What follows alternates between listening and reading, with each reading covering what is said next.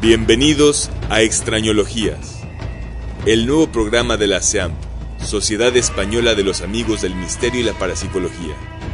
Si quieres ponerte en contacto con nosotros, puedes hacerlo a través de internet, al correo info@seamp.net. Acompáñanos en este viaje a los confines del universo y al interior de nosotros mismos. Extrañologías. Hola, buenas noches, bienvenidos al programa de Extrañologías, La Voz del Misterio, el segundo programa de la SEAN. Hoy estamos aquí con unos temas interesantísimos. Hoy vamos a tratar sobre el caso Vallecas de la mano de Ángel Jiménez, periodista de investigación, curaciones por la fe, por medio de José Antonio Plaza, antropólogo y un buen amigo del misterio, y por supuesto con las noticias y el extraño caso del holandés errante, un barco fantasma que hubo en los mares, por parte de Javier Peinado. Buenas noches. Buenas noches. Buenas noches a todos, y aquí presentando el programa Juan Miguel Marsella para todos ustedes, y vamos a dar paso a Ángel Jiménez para que nos cuente un poco qué es eso del caso Vallecas, un caso famosísimo en España con poltergeist, un caso dantesco que ocurrió aquí en la Comunidad de Madrid. Bueno, Ángel, cuéntanos un poco sobre este caso tan interesante que nos has traído. A ver, ante todo, buenas noches a todos que nos estén escuchando. Esto fue un caso hace ya unos años atrás, cerca de unos 8, 9, 10 años, y fue muy tocado, muy nombrado, incluso los medios de comunicación en televisión nos sacaron, y no solamente en la Comunidad de Madrid, yo creo que fue famoso hasta en toda España, realmente. Un caso que a mí me llamaron por teléfono la familia, que estaban muy asustados, no sabían qué hacer, porque incluso la cuna del niño pequeño se movía para los lados. Las persianas de la habitación se movían solas, se abrían y se bajaban solas. Directamente. E incluso Juan me llegó a comentar el chico mayor, que dormía con el pequeñito, con el crío en la misma habitación, de ver una cara deformada totalmente, que estaba como saliendo debajo de la cama del niño, como si fuera a intentar coger al crío, ¿no? En ese momento se levantó de golpe el hermano para coger al niño y quitarle de la cama directamente, y cuando se levantó el mayor, se volvió a meter debajo de la cama esa figura extraña y miró debajo de la cama del chico y no había nada, había desaparecido por completo. Pero es increíble, pero cuéntanos un poco para que los oyentes sepan qué es realmente, cómo comenzó este caso. El caso comenzó, vamos a ver, la hija mayor, no voy a decir nombres tampoco, se dedicaba a hacer tablas ouijas, una ouija con los compañeros del colegio en clase, en el recreo. Y parece ser que esta chica entró muy bien en trance. Entonces, no sé si realmente se trajo lo que salió en la ouija pegado a ella y lo llevó a su propia casa. Porque a mí la mujer, la madre, me comentó que veía en vida, cuando la chica vivía en vida, comentaba a la madre que se veía una sombra oscura de cintura para arriba con forma humana encima del lavabo de los cuartos de baño. Me estás comentando el caso de que empezamos con ese juego diabólico para mucha gente, para otros lo utilizamos como una herramienta de investigación muy peligrosa, pero ¿tú piensas que esa ouija fue la que dio auge yo a creo que este tipo yo creo de que fenómenos? No, Juan, ahí voy. Yo creo que no, Juan. Es más, había ahí algo que todos creemos, yo mismo creía que era la hija que había muerto y que había hecho en vida una promesa a su madre de que volvería desde el más allá para vengarse porque la hija mayor, por lo visto, no se llevaba muy bien con la familia del padre. Y le comentó que si algún día se pasara a ella algo o se moría, que no quería que se enterase la familia de su padre. Pero a ver... Y de hecho, perdón Juan que te cuente, pero de hecho la madre le comentó que como era tío suyo y sus primos, que era de su familia, le tenían que saber si pasaba algo. Y dijo a la hija, vale, pues yo me iré y me voy a vengar desde el más allá. Entonces yo creía que era la hija, pero es que había algo más dentro de esa casa. Pero a ver, que nos estás contando de que la hija porque esta niña, con 16, 17 años, falleció. Por las noticias que yo tengo. Nos estás contando que esta hija, antes de tener este triste suceso, este triste caso, hizo como una amenaza de que ella, si se enterase la familia, iba a volver a vengarse. Efectivamente, se pensaba vengar desde el más allá, donde estuviera, ¿no? Pero indagando, Juan, indagando en investigaciones, pudimos dar que había algo más que... O sea, no podía ser... Muchos sabemos, lo que dedicamos a la investigación de lo paranormal, que un espíritu, un fantasma, una energía, como quieras llamarlo, no viene nunca sola, viene acompañada de alguien. Bueno, eso según son teorías. Ya no voy a entrar en ese término, en las cuales yo en muchas ocasiones no creo, pero vamos al caso. Yo me he enterado de que allí se presenció la Policía Nacional, ¿verdad? Sí, efectivamente, Juan.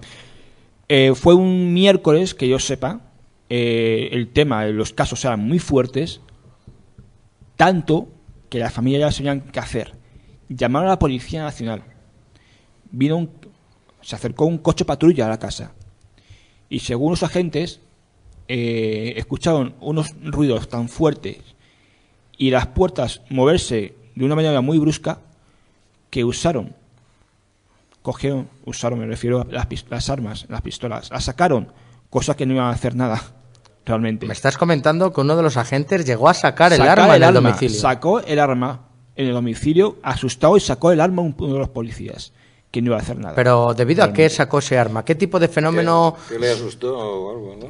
Por favor, vamos a ver, en este caso... Realmente el guardia, el agente... Porque me parece muy interesante. El agente no comentó nada, ni quiso comentar nada de lo que vio. Algo había visto, pero no dijo nada. Eso sí, en el atestado policial, que lo tengo que haber traído para que lo vierais, que el atestado que yo tuve que pelear en la comisaría para poder intentar conseguir ese atestado policial, yo creo que fue el primer caso de portes gays en Madrid que lo sacó la Policía Nacional. Desde luego es uno de los sucesos más espeluznantes que han ocurrido nunca en este país. Yo recuerdo la primera vez que lo escuché, y aún sigo escuchándolo, la pesadilla que tuvo que vivir aquella familia. Mira, yo recuerdo yo creo, Juan, un programa Javi, mítico del fallecido, sin dar nombres, Juan Antonio Cebrián, que contaron este tema en los años 90. La verdad es que los testimonios de las personas eran escalofriantes, de los familiares, de los investigadores, como tú en ese caso estuvisteis. Gente de televisión, que las cámaras no funcionaban. No funcionaban las cámaras de televisión. No se les encendían, no podían grabar nada. Las baterías se agotaban. Las cámaras de fotos no funcionaban, no podían enfocar. O sea, una serie de fenómenos que en realidad a nadie le pueden pasar desapercibido que nos dedicamos a estos temas. Fue uno de los casos más importantes, yo creo, como bien ha dicho Ángel, de España. Pero síguenos contando este caso que en todos los casos de poltergeist se crea una atmósfera tremendamente son muy impactantes. A lo que iba en este caso es que realmente, indagando, investigando, a mí me comentó el hijo mayor, que en la habitación suya, en la puerta de atrás, está pegado en la puerta un póster que era de Michael Jackson, creo que es. Y que se encontraron rasguños en ese póster, como una garra arañazos arañada con fuerza ese póster. Me acerqué a ver realmente esa prueba, ¿no? Y cierto que estaba rasgado el póster, es decir, tenía una anchura, los rasguños bastante considerables, que no eran rasguños ni un gato, serían algo muy finito. Eran rasguños muy anchos. Incluso tú recibiste un golpe, ¿no? Incluso, ahí voy también. Estoy deseando que cuente lo que me pasó. Hombre, por supuesto, porque es uno de los datos, porque tú has sido uno de los investigadores que estuvo allí presente en el momento que sucedieron los casos, una de las personas que han llamado. Mucha gente ha intentado ser el protagonista de este caso. Que lo publiqué en la revista, en una revista lo publiqué el caso. Este caso ha intentado muchos investigadores el ser el protagonista de este caso, cuando yo sé de ciencia cierta, no simplemente porque nos conozcamos, de que tú fuiste uno de los primeros que asististe, ya que yo este caso, dentro de otros años, lo seguí muy cerca. O sea, lo seguí desde muy cerca. ¿Qué es exactamente lo que te ocurrió a ti en ese domicilio. A ver, te cuento. Yo me encontraba en el pasillo de la casa sacando unas fotografías del sitio, ¿no? Sacando fotografías del pasillo, que va directamente al cuarto de baño. Y yo sacaba fotografías porque me interesaba, porque claro, me contó la mujer que en el cuarto de baño, en el lavabo, habían visto una sombra de cintura para arriba en forma de figura humana, ¿no? Y yo estaba sacando fotografías desde el pasillo. Entonces, a mi lado, a mi costado izquierdo, se encontraba un armario empotrado y estaba cerrado con un candado. Uh-huh. ¿Qué pasó en ese momento? Sentí como se abría solo el candado, sin ninguna llave, sin que nadie lo tocara. Efectivamente, nada de nada. Uh-huh. Saltó el candado por los aires y las puertas del armario se abrieron con una fuerza tan brusca que me alcanzó y me desplazó contra la pared de enfrente del pasillo. Madre mía. Terrible. Madre mía. Directamente. ¿Te ocurrió algo? El susto más Solo, que nada. aparte del susto, un poco el costado dolorido del golpe de las puertas. Pero fue algo que nunca en mi vida los puedo asegurar, nunca me había pasado algo así. Oye, Ángel, nunca. te voy a hacer una pregunta. Las casas encantadas, según mis conocimientos, sí son muy agresivas. Pero en los poltergeist esta agresividad tan tremenda... Yo creo que José Antonio, sí, Juan está conmigo de acuerdo, que según qué casas sean también, se ha habido alguna muerte muy violenta en el sitio y que se haya quedado impregnado el lugar, ¿no? De esa muerte tan brusca, ¿no? Algún tipo de pelea entre amigos o vecinos o algún tipo de... O sea, acontecimientos con fuertes, descargas emocionales impactantes, descargas emocionales bastante fuertes. Yo creo que según qué casas sean también, claro. Porque yo conozco casas que yo he investigado, casas encantadas, que hay una serie de fenómenos paranormales no tan fuertes como el caso Vallecas. Realmente es lo que más impacta a la gente, aparte de la posible mediación de lo que ellos crean que sea espíritus, es la violencia de los episodios que se suceden, el riesgo a ser herido, el riesgo en tu propia casa a ser vapuleado por fuerzas que nadie comprende. Según los lugares. Porque tú en tu caso fuiste a investigar, pero tú imagínate la persona que vive ahí, que duerme, y además con una tragedia familiar que tuvo que vivir, y este caso es uno de los más recordados por la violencia de los episodios que se vivieron ahí, que incluso las autoridades acabaron huyendo. Lo interesante de todo es que yo cuando estaba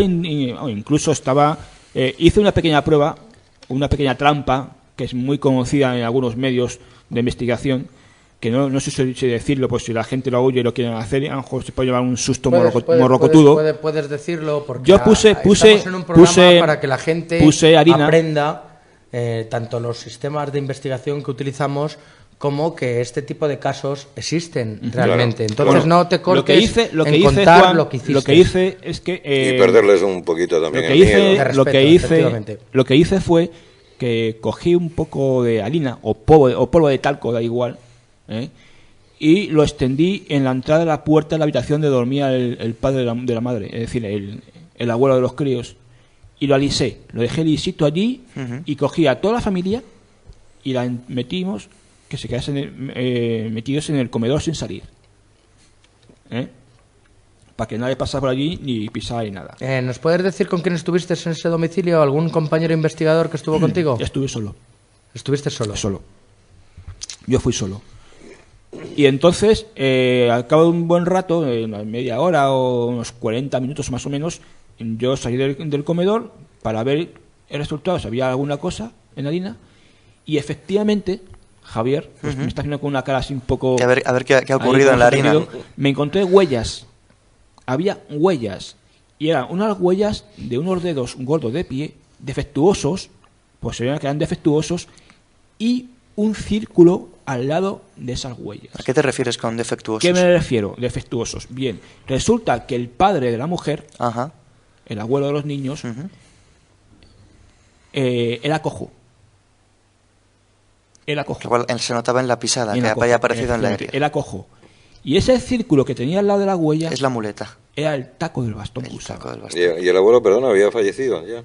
El abuelo falleció. El abuelo falleció, que es un dato que me recuerda José Antonio, los quiero recordar, que era una persona muy vividora. Es decir, personas que se gastaban dinero en bebida, en mujeres.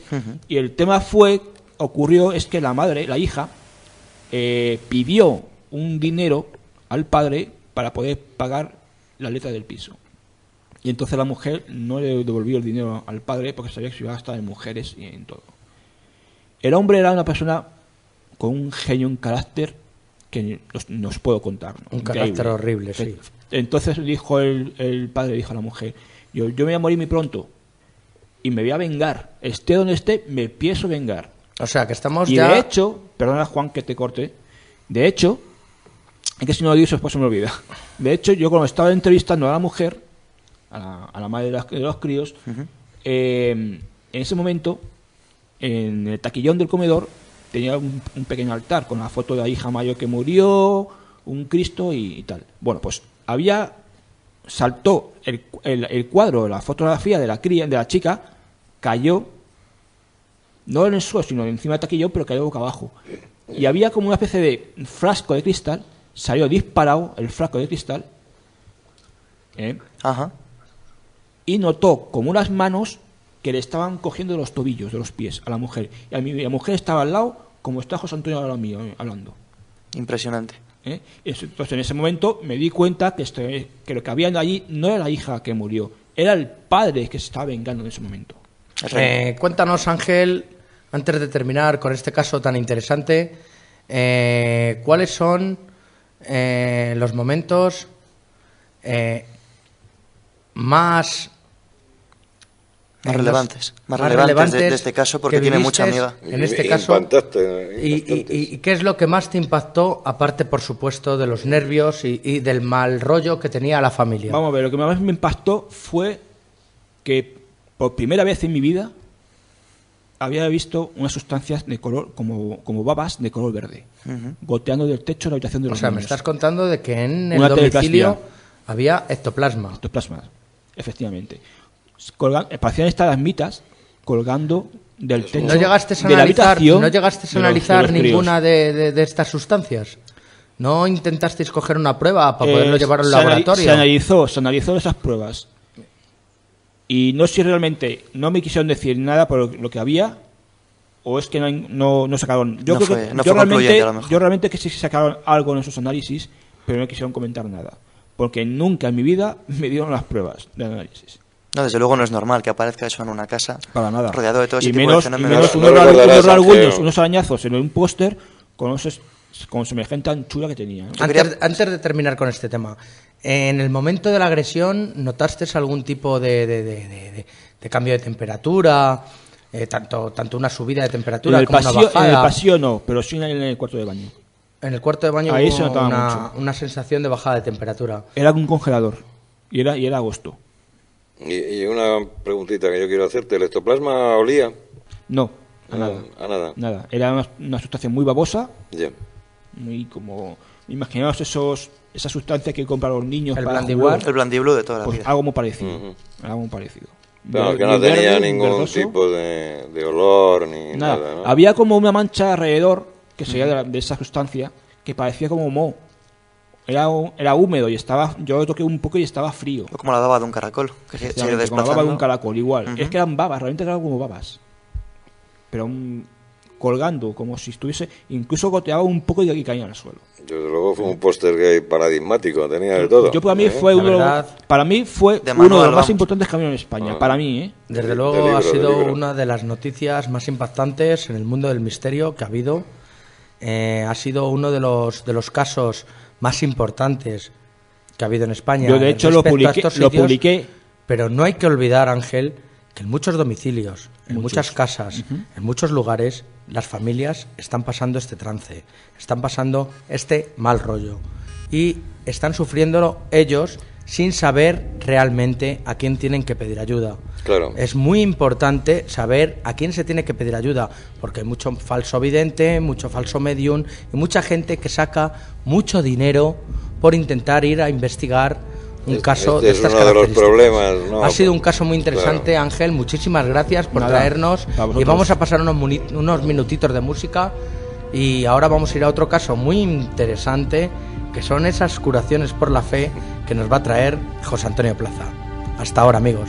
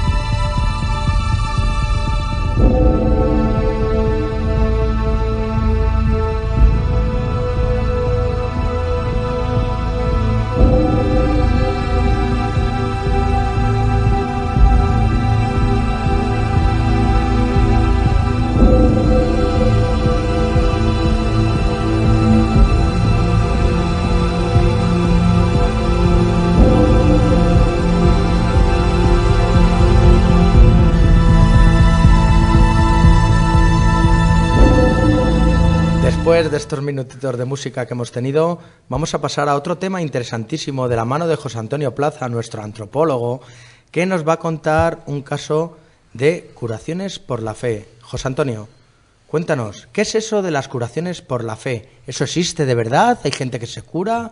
Cuéntanos un poco este tema tan interesante que nos has traído. Bueno, sí existe, claro, lógicamente, Juan, existe. Un caso no. Prácticamente las curaciones por la fe se dan de continuo y muy a menudo. Lo que pasa que, lógicamente, pues hay casos que son muy llamativos y bueno, que vale la pena analizarlos. Bien, ¿de dónde parto yo para hablar de esto de curaciones de la fe?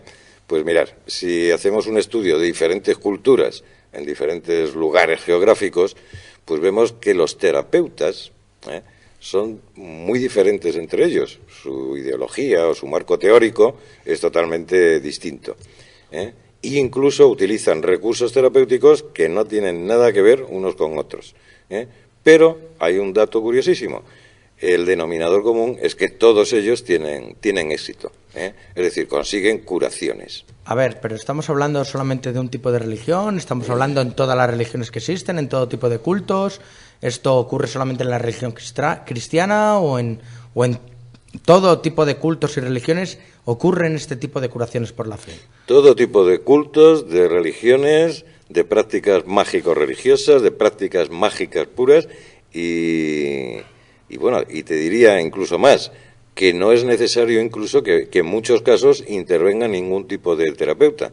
Es decir, puede haber una curación por personajes que no específicamente son terapeutas. Por ejemplo, un santo que realiza lo que los cristianos llamarían un milagro, en definitiva es una curación por fe, y lógicamente el santo pues se dedica a su deber y dignidad, que es otra de la curación, ¿no? Sin embargo, puntualmente pues puede ocurrir. Yo he escuchado, por ejemplo, he estado hablando con amigos que tengo que son curas, que para que la Iglesia Católica diga que un milagro es factible o bueno, hacen un montón de pruebas sobre ello. Hay un protocolo.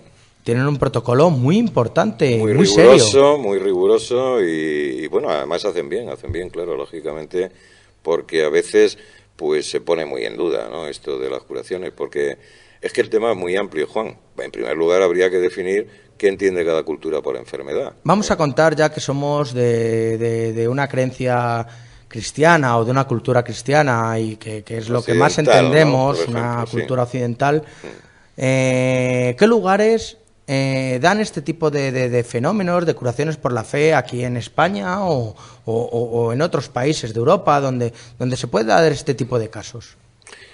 Bueno, hombre, un lugar paradigmático es Fátima, lógicamente, ese es paradigmático. Otros lugares, pues mira, yo te podría decir que todos los que entre comillas son lugares de poder, de alguna manera, o lugares donde, digamos, cristalizan o son crisol de un conjunto de creencias. A ver, Javier, te veo que quieres preguntar algo a José Antonio. Me gustaría preguntarle a José Antonio, ¿qué opinión tienes tú de cuánto influye el poder de la mente humana en estas curaciones y cuánto influye lo que tú puedas calificar como una habilidad psíquica de estos santos, videntes, sanadores, que estoy convencido de que a lo largo de la historia estos personajes históricos, ya sea profetas, santos, si hubiera habido una cámara de televisión, hubieran salido en la televisión. O sea, eran los psíquicos de entonces. Pero a mí me parece muy interesante este tema por el efecto placebo, el poder de la mente para curarse a sí mismo. A mí todo esto me gusta mucho. ¿Qué opinión tienes tú como antropólogo de este tema? Claro, bueno, te has tirado directo a la yugular del tema. No, me encanta la pregunta porque entramos muy a fondo en ello. Efectivamente. Es decir, tomemos una curación por la fe, cualquiera, la que sea, entonces nos damos cuenta de que han concurrido una serie de circunstancias. Primero, hay una creencia en algo. En el caso de la cosmovisión chamánica, pues es en el chamanismo. En el caso del cristianismo, como decía Juan, pues toda la cosmovisión cristiana o judía, o como queráis llamarla. El Islam, por cierto, es una cultura muy dada a la curación mágico-religiosa. Y digo mágico porque tiene un aspecto mágico importante. Bien, creencia, por un lado. Fundamentalmente, ¿qué es una creencia? ¿Qué es una creencia? Es una estructura interpretativa de la realidad que no hemos sometido a la prueba de la realidad. Yo creo que está mal el aborto porque se lo he oído a mi padre, se lo he oído a los medios de información, pero nunca me he parado a pensar realmente si esto está bien o está mal. Es algo aprendido. Claro, es algo aprendido. Efectivamente. Esa es bueno, hay un estudio de Ortega y Gasset, ¿no?, sobre las ideas y creencias. Ideas es cuando sometemos eso a estudio. La creencia es cuando de alguna manera, pues, si te digan lo hemos aprendido. Digan, lo has aprendido y va a ser tu creencia y punto. Exactamente, ¿no? Entonces, bueno, pues a través de esa creencia nosotros interpretamos la realidad. ¿Qué es lo que interpretamos en principio, yendo a la cosmovisión cristiana o a la que sea? Pues que la curación es posible, ¿no? Por otro lado está la fe, pero la fe es un término pues muy difícil de definir. La fe realmente es convicción, deseo, con una alta carga emocional. Sí, dime, antes de que sigas hablando, ¿realmente la fe puede llegar a curar a una persona? Claro, sin duda, porque es que enlaza un poquito con lo que me ha preguntado Javier. La fe tiene un alto contenido emocional. Lo que nos viene a decir es que pone el organismo en un estado especial. Un estado de esperanza. No solamente de esperanza. De poder curarte, te predispones a curarte. Pero que además tiene un correlato físico. Tiene un correlato físico. Es decir, la convicción de que va a ocurrir algo nos predispone, nos da una energía, de alguna manera, para hacer posible que esto ocurra. En este sentido, pues muchas veces cuando te echan las cartas, una bruja o algo de eso, y te dice, oye, te va a ir muy bien, es que mañana veo que te va a salir todo, pues seguramente te han movilizado. La persona creyente seguramente al día siguiente le va a ir todo de maravilla. Te han movilizado esa fe, esa convicción. Es la base de los horóscopos también. Y entonces, pues oye, tú al día siguiente vas a ir haciendo las cosas muy bien. La gente que cree en ello, desde luego. Sin duda. Me pasó lo que ponía en el horóscopo. Efectivamente. Y hay mucha gente que te lo afirma y que dice, que yo no digo de que sea ni verdad ni mentira, porque hay muchas cosas que coinciden, pero es real que hay gente que ese día que le pone el horóscopo bien, ese día lo pasa bien. Pero me parece que Ángel te quiere hacer una pregunta, José Antonio, que le vamos a dar paso. Sí, una pregunta es un tema, un caso que yo conozco en Palma de Mallorca, la isla de Palma, en la misma ciudad de Palma de Mallorca, y ese famoso Cristo de Noguer, que la historia tiene mucha historia ese Cristo, porque hace ya muchísimos años atrás ese Cristo lo encontraron dentro de un árbol, un tronco de madera de un árbol lo encontraron. Pues este Cristo dice que ha hecho milagros, y uno de ellos es de una mujer que era muy beata, que tiene un problema que en las piernas no podía andar bien. Entonces ella acudía todos los días a rezar al Cristo de Noguer, y una voz escuchó que le dijo, levántate, intenta caminar. Parece como fuese con la Biblia, Lázaro, ¿no? Levántate y anda. Le dijo la voz, levántate e intenta caminar. Se levantó de la silla de ruedas y dio un paso y veía que no le dolía nada y salió andando de la iglesia. Pues decía, ¿hasta qué punto está la fe? ¿Hasta qué punto yo no sé si es una curación por acto de fe o ha sido realmente un milagro, como dice la iglesia, ¿no? Bueno, yo personalmente no creo en los milagros, no puedo admitir eso. Entonces, efectivamente, claro que se trata de un caso de curación por la fe. En este caso que me cuentas desde un punto de vista científico, pues mirad, todos hemos oído hablar de Charcot, de la escuela de Nancy en Francia, sí. Con lo cual enlazamos con otro concepto fundamental en el tema de curación por la fe, que es la sugestión, la sugestibilidad. Pero estamos hablando también de sean por creencias o sea por sugestión, en un efecto placebo. Como lo que te utiliza, por ejemplo, la medicina, dándote en unos casos de una enfermedad unas pastillas que no valen absolutamente para nada y que esa persona, que tú no lo sabes y tú te curas. Claro. O sea, pero en vez de ser por medio de una química, estamos hablando por medio de un pensamiento. Pero date cuenta, mira, y me parece perfecto que hayas sacado el concepto.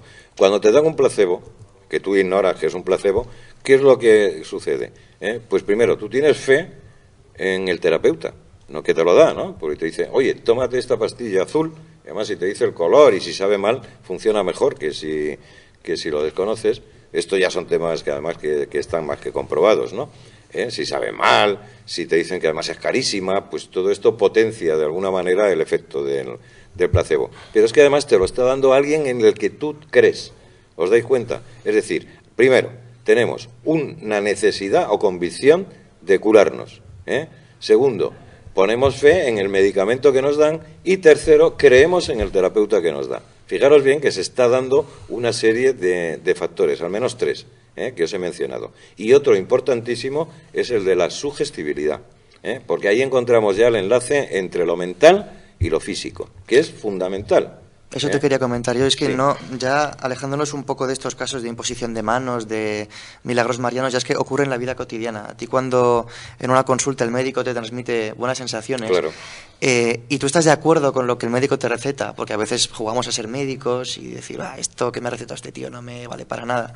Si tú te lo tomas bien, si tú estás en casa, eso le pasa a todo el mundo. Si tú estás de buen humor, pensando que te va a hacer bien, ¿sabes? Si te duele te cura, te vas a curar más rápido.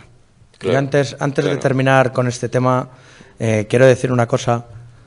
Es muy importante en una enfermedad el tener un buen ánimo. O sea, el ser una persona alegre, una persona con un ánimo superlativo, una persona que tenga ganas de vivir, pasa antes una enfermedad que una persona que se entere de esa enfermedad y se deprima. Efectivamente. La persona que se deprime va a tener una enfermedad muy dura. La persona que es alegre, que se lo toma como una broma la enfermedad, esa enfermedad pasa. Pasa mucho antes que de esa persona que le acaban de dar la mala noticia. Hablamos de enfermedades muy problemáticas. La persona que tiene un buen ánimo siempre la pasa antes que una persona depresiva. ¿Esto por qué puede ser, José Antonio? Bueno, esto habría que vincularlo a la teoría del estrés, de alguna manera. Es decir, cuando ese individuo del que me hablas, ¿no?, hipotético, tiene una timia depresiva, que se llama, una tendencia a la depresión, pues de alguna manera esa persona está muy estresada, porque tiene un estrés masivo, por la razón que sea, que posiblemente es anterior incluso a sus cuadros depresivos, ¿sabes? Entonces, la enfermedad viene a confirmar como su mala suerte, su pesimismo, y ante una enfermedad tira la toalla. ¿Me entendéis? Si tira la toalla y enlazo otra vez con lo que me ha preguntado Javier, empieza a funcionar la sugestión. Pero es que la sugestión es la conexión mente-cuerpo.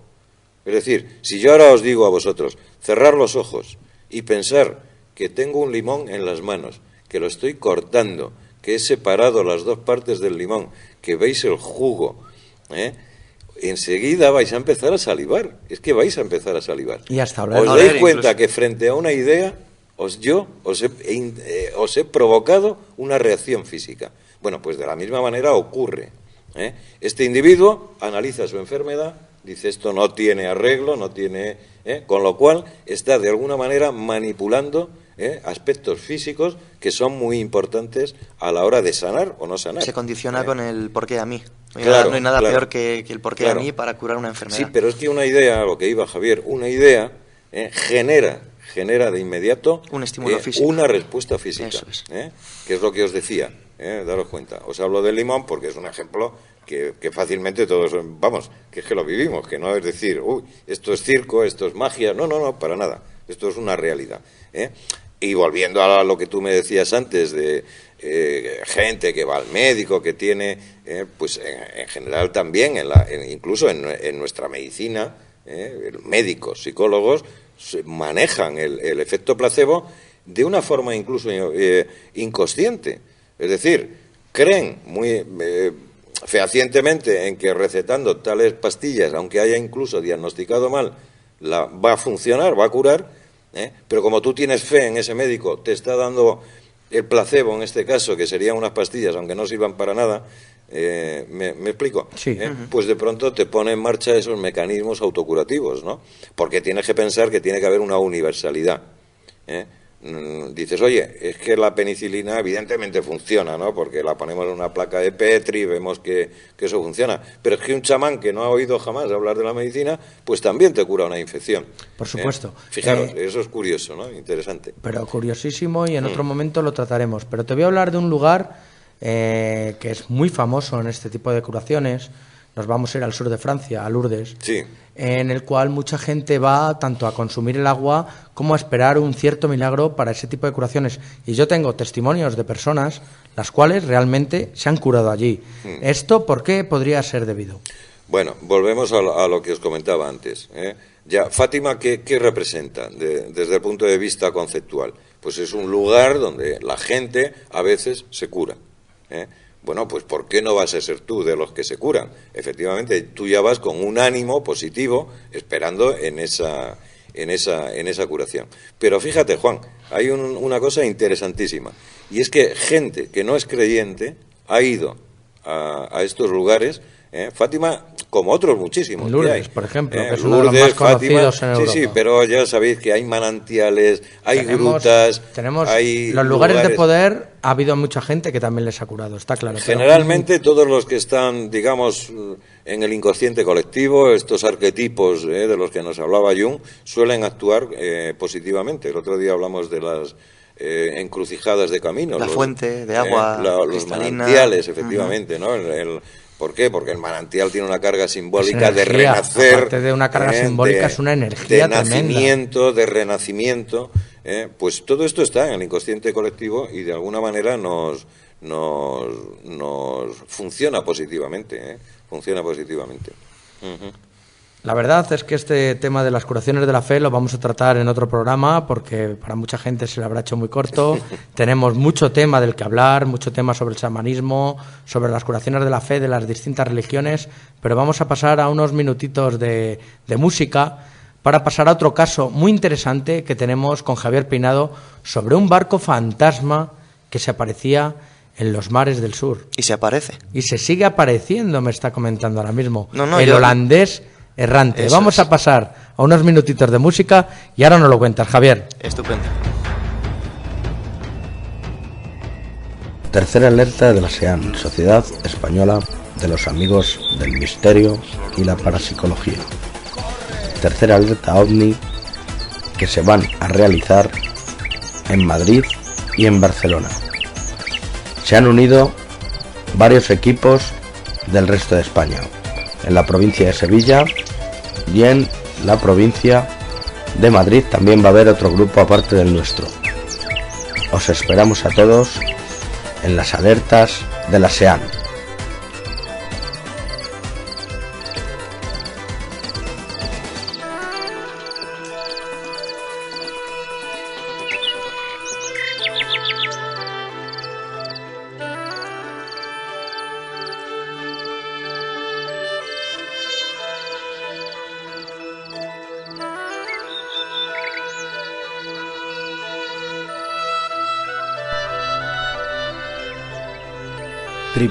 www.sean.net.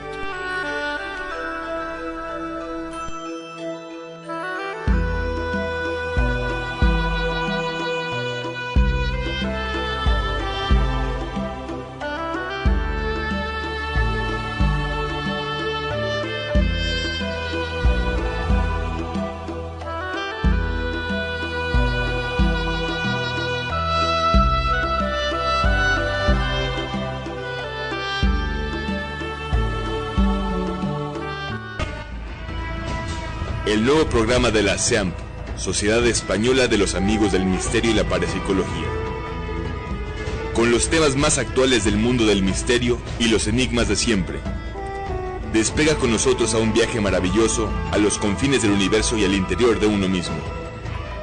Puedes participar enviando un email a nuestra dirección info@seamp.net y cuéntanos los temas que más te interesan.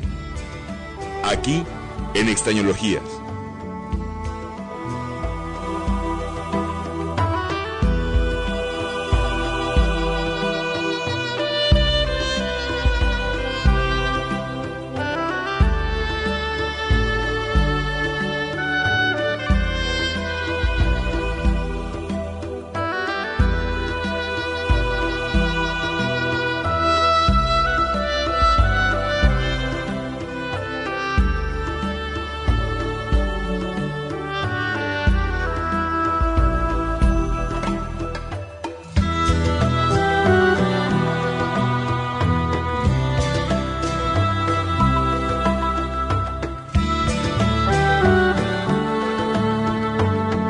Volviendo otra vez después de estos minutos musicales, vamos a volver con Javier Peinado, que nos trae un tema de lo más singular, un tema sobre un barco fantasma que se estaba apareciendo por los mares del sur hace siglos, pero nos están comentando que actualmente hay gente que lo ha vuelto a ver. Así es, Juan. No solo actualmente, es el holandés errante, el barco maldito por antonomasia, ¿no? Se llevan registrando testimonios y apariciones de este barco, no solo en los mares del sur, en los 7 mares, desde como mínimo desde el siglo XVI. Ahora luego me extenderé sobre ello. Ha habido registros, pues de eso, de turistas, marineros, capitanes de navío que han afirmado haber divisado este galeón inequívoco del siglo XVI-XVII, en algunos casos en el siglo XX, como ahora os contaré. Pero bueno, me estás comentando un barco que lo hemos visto en el cine. Lo hemos visto en el cine, lo hemos visto en la literatura. En la literatura, que el cual me estás contando que lo han visto en el siglo XX. ¿Qué tipo aparte de que sea un galeón del siglo XVI, qué es lo que realmente los testimonios de las personas que han llegado a ver este barco, qué es lo que veían dentro de él, o qué sensación tenían cuando un galeón del siglo XVI se aproxima? El fundamento de la leyenda, Juan, a un barco del siglo XX. El sustrato mítico del holandés errante recae en dos preceptos. Uno es el miedo atávico que tiene el ser humano al mar desde el comienzo de los tiempos, y el otro es el miedo a provocar la ira de Dios. Estos dos sucesos son los que, ahora te contaré por qué, son los que han motivado la leyenda del holandés errante, además de el tipo de imaginería y de historias que siempre suelen aparecer en torno a todos los entornos marineros y navieros. Como te he dicho, es una leyenda, pero como toda leyenda... Pero vamos a llegar a la historia de este barco. Este barco existió, a eso de verdad. Como toda leyenda, tiene una base real, que es la que te iba a contar. Cuéntame la base real, porque seguro que a nuestros oyentes le va a encantar. Sí, lo más tradicional, lo más, asentado, es que la leyenda del holandés errante está basada en un naufragio real que tuvo lugar en las costas de Sudáfrica a mediados del siglo XVII, 1641 aproximadamente, en la que un capitán de barco holandés, que había sido contratado por la Compañía Holandesa de las Indias Orientales, así es, estaba a punto de regresar a Terneuzen, a su hogar en Holanda, y tuvo la brillante idea, temeraria idea de adentrarse en una tormenta en el Cabo de Buena Esperanza para asentar ahí un campamento. Entonces, así es como el capitán, que ha pasado la historia, ya contaré después que ha habido muchos nombres, como Hendrik van der Decken, ha sido el nombre que más ha resonado en las leyendas de marineros con el paso de los años, se metió de lleno en la tormenta, haciendo oídos sordos a los avisos de la tripulación, que le dijeron que diera la vuelta, que aquello era un suicidio. El capitán, enloquecido, cuanto más escuchaba las súplicas de la tripulación, más se jactaba y más se empeñaba en bordear cruzarlo. El cabo. Tenía fama de ser un lobo de mar, temerario y bastante desequilibrado. La verdad, llegó un punto la situación en que se amotinó la tripulación, y Van der Decken se cuenta que acabó echando por la borda al líder del motín. De hecho, acabó encadenándose al timón. Y llegó un punto en el que él mismo, viendo que no iba a lograrlo, el barco, hay versiones que dicen que el barco se estaba hundiendo ya en ese momento, bramó al cielo, bramó a los dioses, a Dios, como quieras llamarlo, diciendo que acabaría bordeando el Cabo de Buena Esperanza, aunque ello le llevara el día del juicio final, aunque tuviera que tardar hasta la llegada del juicio. Y es en ese momento cuando se dice que se abrieron los cielos, apareció una figura y le castigó por su osadía a navegar durante toda la eternidad con su tripulación maldita y llevando la desgracia a todo aquel que lo divise, causándole la muerte.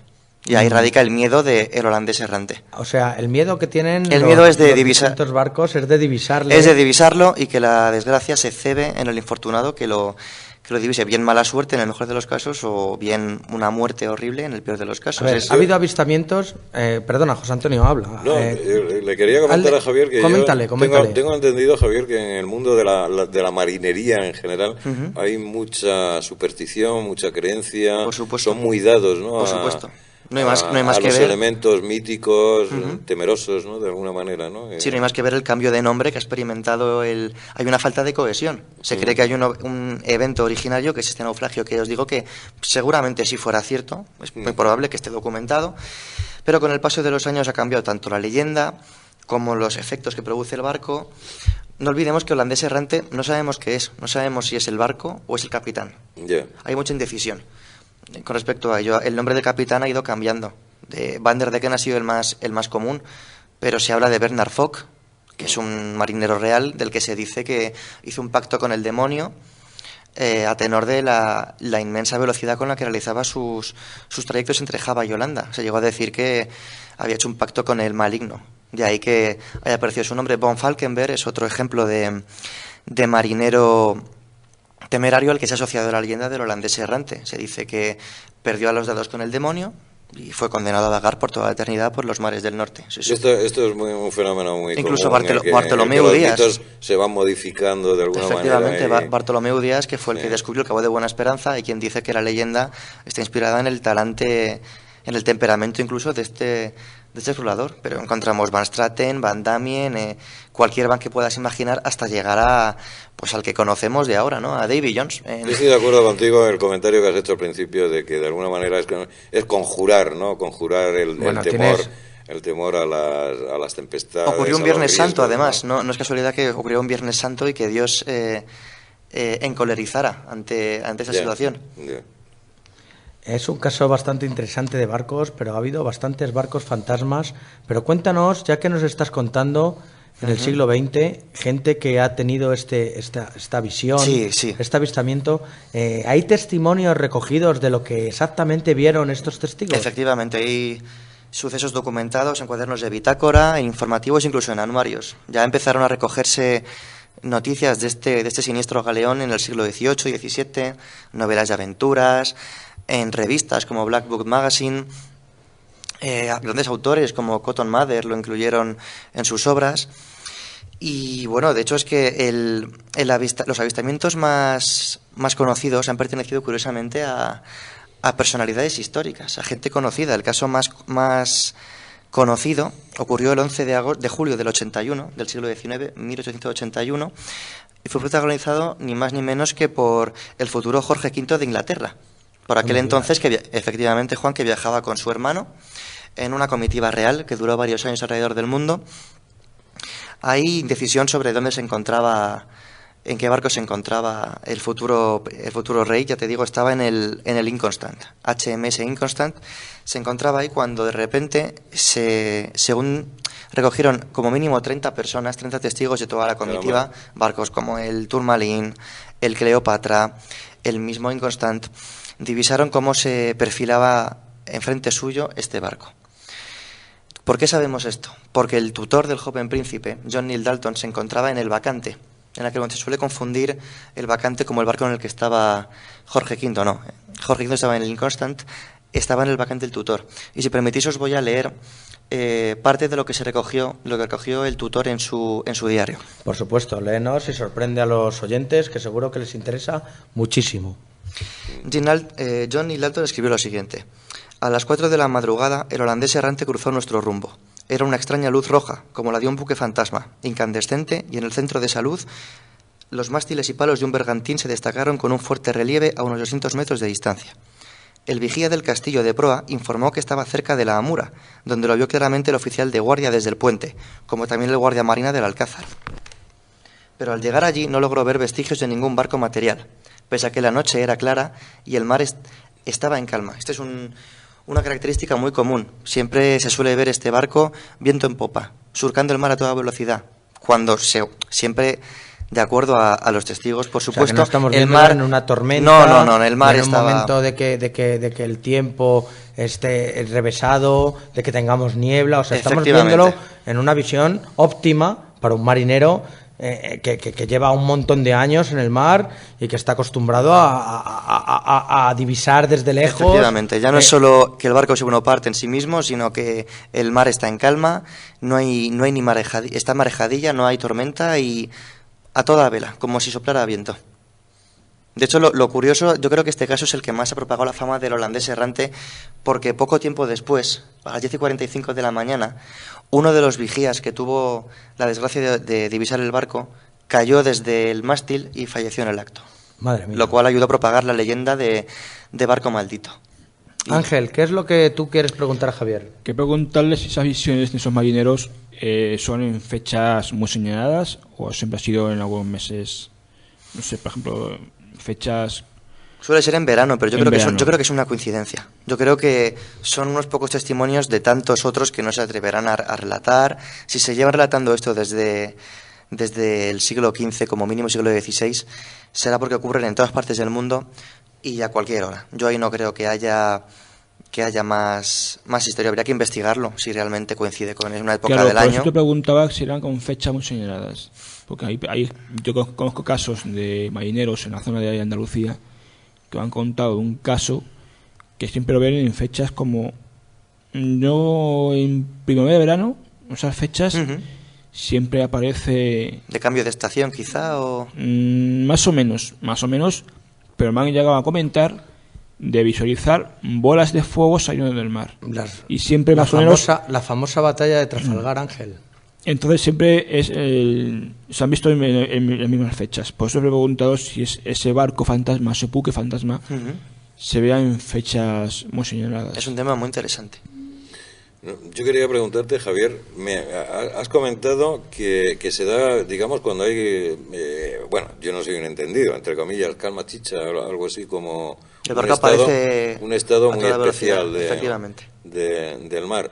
No cabe la posibilidad, te pregunto, de que haya cierto espejismo por evaporación, porque precisamente es un momento que parece que haya, y que a partir de ahí pues se genera, ¿no? Por supuesto, he querido dejar para el final las posibles explicaciones. No queremos vender aquí barcos fantasmas, sino exponer posibilidades, a favor, en contra. Evidentemente es bastante probable que en la mayoría de casos sean espejismos, sean ilusiones ópticas, producto del calor, producto, pues qué te voy a decir, del alcohol, de cualquier cosa. Hombre, tenemos constancia de que los marineros del siglo XVI, XVII, XVIII agua realmente bebían poca. El agua la usaban para lavarse, efectivamente. Sí, agua bebían realmente poca. Y luego ya pues tenemos también explicaciones menos relacionadas con la psique. También puede darse una enfermedad que asola todo el barco y acaba con la vida de los marineros y el barco vaga sin rumbo. Un ataque pirata en el que hayan sido secuestrados los pasajeros, la tripulación, y que el barco vague sin rumbo. Puede haber muchas explicaciones. Tenemos varios barcos fantasmas. Yo voy a nombrar algún otro, ya que hemos hablado del holandés errante, el Queen Mary. Podemos hablar también de la Española, que era un barco esclavista que llevaba a los esclavos a Sudamérica. Ese barco también hay testigos que dicen haberlo visto, con marineros dentro del barco y esclavos atados, los cuales son como almas en pena. Puede haber confusiones entre este tipo de barcos, de confusión, por ejemplo, entre el Queen Mary, que también era un galeón, o el holandés errante, y que gente que conoce la historia del holandés errante lo achaque al holandés errante y otros que lo achacan al Queen Mary, o puede llegar a ser todos estos avistamientos el mismo barco, o son distintos. Habría que tener en cuenta la sugestión de la gente, lo que hemos comentado antes con José Antonio, los espejismos, el efecto del alcohol, la ilusión por ver un barco. A lo mejor alguien ve un barco y le hace ilusión pensar que es un bergantín del siglo XVII, que no digo que no lo haya visto. Una cosa es que lo haya visto y otra cosa es que lo sea. Por ejemplo, ya te había comentado antes personalidades históricas, gente de tanta credibilidad como Karl Dönitz, el segundo de a bordo de Hitler, que incluso fue el líder del Tercer Reich. Estás hablando del líder del Tercer Reich. Durante el breve periodo de confusión, desde que Hitler murió. Bueno, esa gente ya sabes que han sido siempre muy esotérica y lanzado en una magia ritual. A mí es un tema, Juan, que me encanta. Que otro día vamos a tratar, porque aparte es un tema que por suerte o por desgracia yo controlo bastante y me gustaría que los oyentes supieran sobre este tema tan interesante. Pues efectivamente. Pero él mismo, incluso Karl Dönitz, el almirante de los lobos negros famosos de Hitler, se dice, aquí ya no sé si hay un registro tan pormenorizado como en el caso del Inconstant y de Jorge V, se dice que dentro de un U-boot, dentro de un submarino, llegó a cruzarse con este barco en algún momento de la Segunda Guerra Mundial. Ahí digo la imprecisión, y se cuenta, puede ser parte de la leyenda, que la tripulación que estaba con Denis acabó tan aterrada por la visión, acabó con un estado de shock tan grande, que afirmó preferir enfrentarse a toda la flota aliada antes que volver a enfrentarse a aquel horror, a aquella visión imposible. Madre mía. Y objetivamente, ¿qué ocurría a quien avistaba el barco fantasma este? Lo más extendido es que muere. Sí, que muere, que a poco tiempo después le ocurre una desgracia que nadie relacionaría jamás con haber visto un barco fantasma, salvo aquellos que te caes del... ¿Cuánta gente nos habrá matado al caer del mástil? Es que estamos hablando pero de ha ocurrido poco después de haber visto el holandés errante. Estamos hablando de una altura de 25-30 metros. No, en algunos casos 40. Con la mitad, si caes mal, te matas. Estamos hablando de una altura que es casi muerte. Sí, prácticamente, ¿verdad? Estamos hablando de que un mástil tiene una altura de unos 20 a 40 metros según el tipo de barco que sea. Es una leyenda tan... Aparte de que ahora actualmente estamos muy acostumbrados a ver cómo suben por escaleras, por escaleras circulares, con unos sistemas de seguridad. Estamos hablando que entonces estaban subiendo por escalinatas de cuerda, por cuerdas de nudos, y en muchas ocasiones la seguridad siempre era mínima. Imaginaros una persona que estuviera en lo alto del mástil, tuviera una visión de estas características, la verdad es que es para caerte.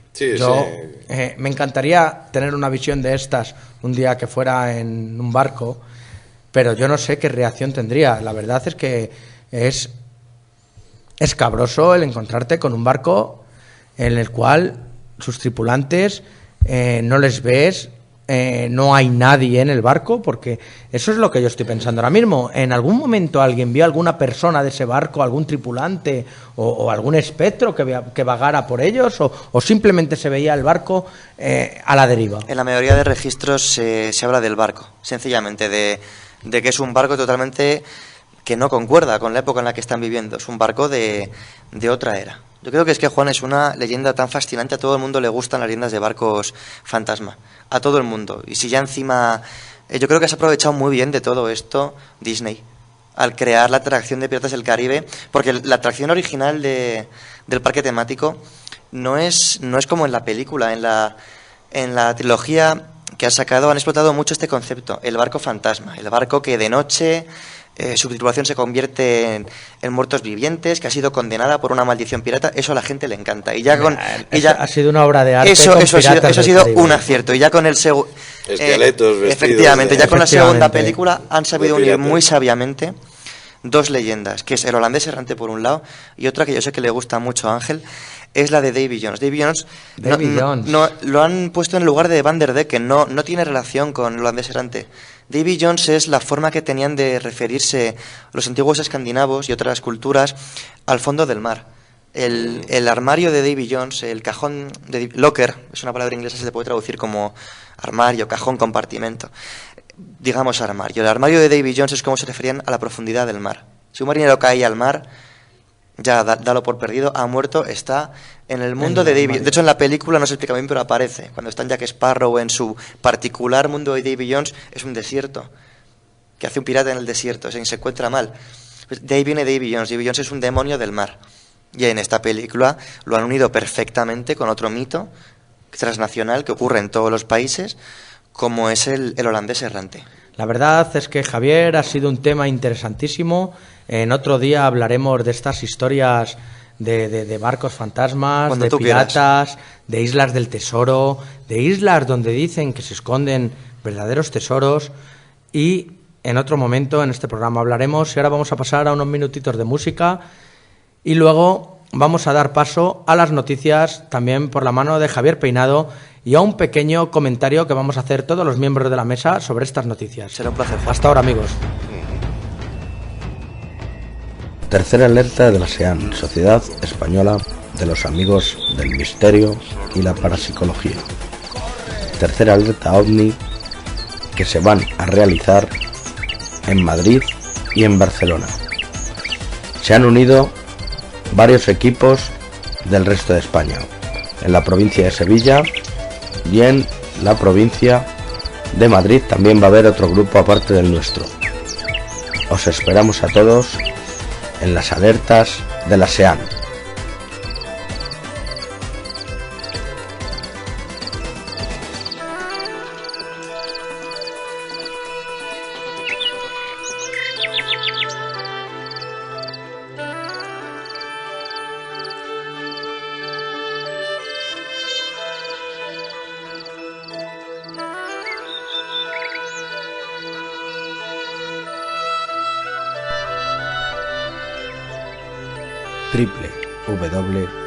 sean.net.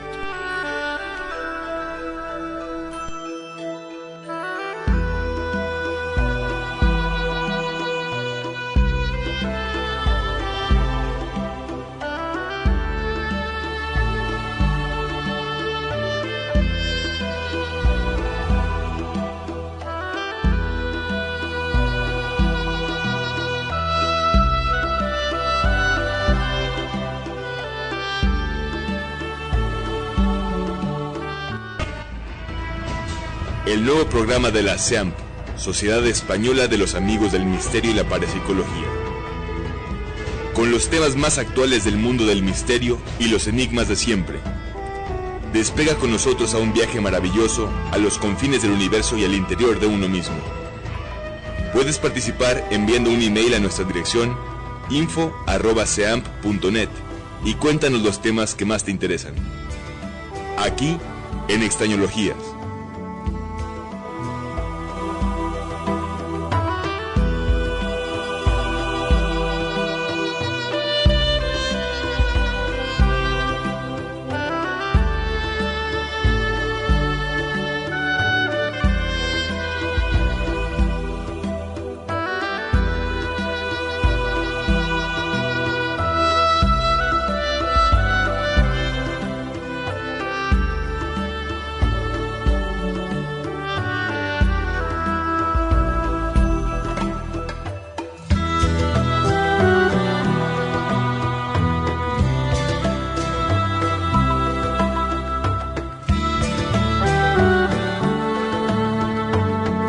Bueno, pues después de estos minutitos de música, vamos a pasar a la agenda y a las noticias que tenemos en el programa de Extrañologías, La Voz del Misterio, que lo podéis escuchar desde www.sean.net. Javier, cuéntanos las noticias que nos has traído esta semana aquí a Extrañologías. Y vamos a comenzar la sección con un clásico, que es Nefertiti, la reina Nefertiti de Egipto, ya que ha saltado la noticia de un historiador suizo llamado Henry Stierling, que afirma que tal pieza, conocida por todo el mundo, podría haber sido una falsificación, obra de un alemán llamado Ludwig Borchardt. Sería un arqueólogo que encargó la falsificación a un artista de nombre Gerard Marx. ¿Qué os parece esto? Pues la verdad es que me parece interesantísimo. Yo siempre he tenido la imagen de Nefertiti como una imagen de una mujer bella, y que siempre he pensado que era la auténtica. Siempre nos hemos regido sobre esa figura. Pues si tenemos realmente, sí, dime, Ángel. Realmente, quizás nuestro amigo y compañero Manuel Delgado lo debe conocer bastante bien. ¿Se ha encontrado realmente la momia de Nefertiti? Pues estás hablando sobre ella. No, nos está hablando sobre un busto. Ya, pero es que realmente, vale, pero es que ni siquiera han encontrado todavía la momia. Siempre existe incertidumbre sobre el antiguo Egipto y sobre este tipo de piezas. Y tenemos que hacer caso aquí al amigo Stierling. Su teoría es que el 6 de diciembre de 1912 se encargó esta pieza que tenemos ahora mismo en Berlín, en el Museo de Berlín, y que consideramos como una pieza auténtica. Y de acuerdo a su teoría es falsa. ¿Por qué es falsa? Bien, él lleva varios años investigando este tema y opina que el busto le falta el ojo izquierdo. No es que se haya perdido por el camino ni con el paso del tiempo. Dice que jamás ha sido creado en un principio. Eso es algo que, de acuerdo a su teoría, jamás podría haberlo hecho un egipcio. Para un egipcio una estatua es la representación más perfecta de una persona. Jamás haría un fallo de esta forma, incluso si fuera tuerto. La otra teoría que esgrime es la forma en que están cortados los hombros de Nefertiti. Dice que el estilo en el que están cortados son verticales, un estilo muy propio del siglo XIX, mientras que en el antiguo Egipto lo que se hace es cortarlo de forma horizontal. A todo esto añade referencias Art Nouveau que él ve en esta pieza. ¿Qué otras noticias nos estás trayendo del mundo del misterio en este segundo programa de la SEAM, Extrañologías? ¿Cuál es la siguiente noticia que nos has traído hoy? Pues de Egipto, Juan, viajamos a Afganistán, una noticia que es bastante curiosa. Preguntaos, ¿cómo se vive la gripe porcina en un país musulmán, donde el cerdo es algo prohibido y algo repudiado por un Estado teocrático? Pues hombre, yo pienso que la persona que tenga esa enfermedad lo va a llevar realmente mal. Bueno, de hecho habréis oído comentarios o habréis visto reportajes. En Egipto se está haciendo una matanza masiva y sistemática de cerdos, pese a que ha quedado bien claro que es un virus específicamente humano, aunque lleva componentes de aves y de cerdos. Aquí, José Antonio, es más bien lo contrario. Aquí en Afganistán tienen solamente un cerdo en todo el país. Tienen un cerdo en el zoo como un animal exótico y lo han puesto en cuarentena. Lo tienen en supervisión y está toda la población de Afganistán asustada. Los cerdos, si me permitís un apunte, que estudió en profundidad Marvin Harris, el famoso antropólogo, efectivamente, en las zonas desérticas el cerdo es un animal que su crianza genera unos costes que son superiores a los beneficios que se obtienen de él. No, y más es un país en el que el cerdo es algo maldito. De hecho, este cerdo está en el zoo porque fue un regalo de China. Pero fíjate, la argumentación de Harris es que la maldición del cerdo es posterior a que se ve que es un fracaso de orden económico. ¿Entendéis, no? De alguna manera. Sí. Igual que la vaca sagrada en la India es sagrada y no se la puede tocar porque es que realmente es sagrada. Es la base de la economía hindú. Efectivamente. Es la base de la economía. De ella se obtiene todo tipo de energía, materiales de construcción, alimentación, proteínas, en una palabra. Entonces es un animal que ahí está protegido mediante una imaginería, mediante un aparato ideológico importante, como es el de sacralizar la vaca, igual que en el mundo islámico, donde hay unos costes tremendos, como os digo, para criar un cerdo, pues está demonizado. Me parece curiosísimo el miedo que tiene la población a la religión, a esta creencia, ya que es un país que no tiene contactos con México. Es un país al que la fiebre porcina no podría llegar nunca y solamente tienen ese cerdo. Bueno, yo pienso que el ser humano es tan paradójico, ¿no?, que aprovechamos cualquier... Hombre, estamos pensando en un país que es una creencia, muchas de las personas que viven allí tienen una creencia muy radical respecto a esta religión, en la cual tienen un fundamento en su libro, en el cual el cerdo es un animal prohibido, tanto para comerlo como para mantenerlo, en el cual la sugestión también puede entrar a formar parte de esta cuestión. Está muy vinculada la visión de los animales y el trato de los animales con la propia religión. Es decir, el perro tampoco está bien visto en el mundo islámico. ¿Por qué? Porque el perro mordió al profeta. O sea... Sí, por ejemplo, no dejan, por ejemplo, cuando hay una catástrofe, que los equipos de emergencia vayan con sus perros, por ejemplo, en un terremoto, a buscar a las víctimas. No dejan que esos animales se acerquen a esas víctimas. Eso también es real. Pero y viene debido a la mordedura que tuvo Mahoma. Efectivamente, esa demonización del perro pues es debido a que el perro mordió a Mahoma y entonces, bueno, a partir de ahí quedó demonizado. Es muy curioso. Pasamos de Afganistán, volvemos a Egipto otra vez, porque se ha encontrado una momia junto a otra momia adulta que se cree que es de un perro, más concretamente de un fox terrier, de un perro de la raza terrier. Así lo ha calificado el Museo de Arqueología y Antropología de la Universidad de Pensilvania. Según sus investigaciones, el perro momificado venía acompañado de una placa en su ataúd llamado Happy Man, de ahí que le llamen Happy Papi, el cachorro happy, ¿no? Es un cachorro feliz. No es happy de feliz. Es una palabra... Happy Man sería hombre feliz, ¿no? Más bien. No, pero tampoco creo que sea... Debe ser una palabra... Pero eso no creo que sea... Y es un tema demótico ni... No. El lenguaje... Ahí venía. Por ejemplo, para los egipcios, muchos de sus animales, la gente más entendida, que yo no entiendo mucho sobre este tema, los tenían muy... Eso te quería comentar. Cualquiera que haya estado en el Museo Británico de Londres, por ejemplo, digo cualquiera porque es gratuito. Cosa que aquí tenían que aprender. Sí, efectivamente. No hay excusa para ir ahí y no ver el museo y su colección impresionante de momias egipcias, incluidos animales. Hay todo tipo de animales, hay aves, hay peces, hay cocodrilos. ¿Qué tipo de animales hay? Los que son venerados. De ahí que esta noticia sea interesante, porque los antiguos egipcios no solían momificar a sus perros, porque no tienen ningún dios con apariencia de perro. Lo más parecido es Anubis, que es un chacal. Es un chacal, efectivamente. Es el dios perro, sí, pero es un chacal. Hay una diferencia. Entonces es muy curioso que esté la momia junto a su dueño, porque ha momificado su mascota, o ¿cómo se entiende esto? Era el dios de la momificación. Efectivamente, del inframundo. Del inframundo. Pero no es común cuerpo encontrar... de hombre con cabeza de chacal. chacal. Que un chacal no tiene nada que ver con un perro. No, para nada. Efectivamente, no es común encontrar perros momificados. Una historia muy curiosa. Vamos a pasar a la siguiente noticia, si te parece bien, Javier. Si os parece bien a vosotros, voy a seguir con la Tierra de los Faraones, que ha dado mucho juego esta semana. Me encanta. Tierra de los Faraones, y nunca mejor dicho, porque Zahi Hawass, que conocéis, el egiptólogo...